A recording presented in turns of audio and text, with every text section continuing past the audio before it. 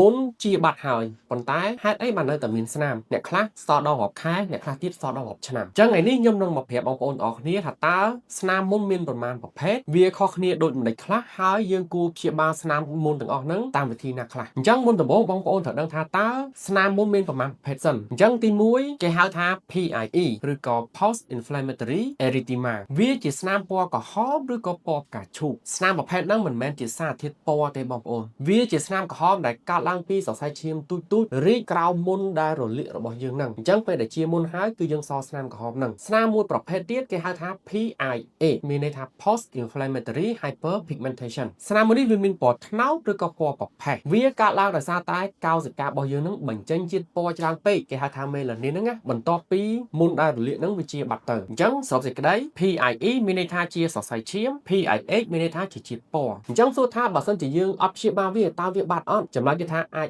បាត់ប៉ុន្តែយូរសម្រាប់អ្នកដែលមានស្នាម PIE វាអាចចំណាយពេលខ្ទង់3ទៅ6ខែដើម្បីបាត់ទៅវិញឬក៏ដល់រាប់ឆ្នាំបើសិនជាមុខរបស់អ្នកទាំងអស់គ្នានៅតែមានមុនរលាកឬក៏អ្នកទាំងអស់គ្នាយកដៃញិចវាធ្វើឲ្យមានការរលាកកាន់តែខ្លាំងចំណែកឯ PIH វានៅលើមុខយើងយូរជាង PIE ទៅទៀតអញ្ចឹងការសិក្សាបង្ហាញថា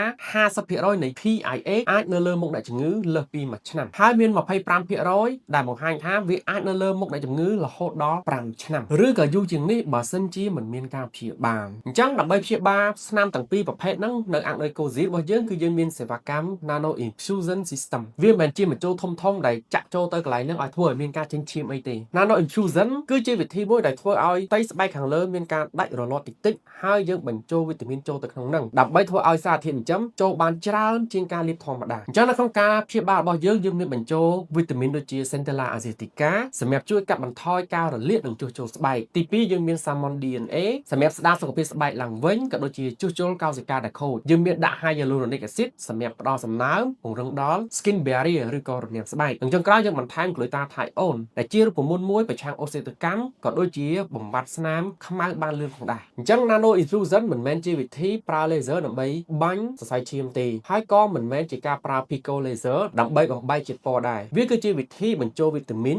ដើម្បីកាត់បន្ថយការរលាកពង្រឹងរនាំងស្បែកបន្ថែមជាតិសំណើមក៏ដូចជាធ្វើឲ្យស្បែកភ្លឺថ្លាហើយវាជាតាមបែបធម្មជាតិរបស់វាដែលបងប្អូនគ្មានហានិភ័យដោយការប្រើ laser ទេអញ្ចឹងបើសិនជាបងប្អូនចង់ព្យាបាលស្នាមទាំងពីរហ្នឹងបងប្អូនអាចមកប្រឹក្សាជាមួយខ្ញុំបាននៅអង្គនៃ Cozy តាមរយៈការឆាតចូល Page ឬក៏ Telegram របស់យើង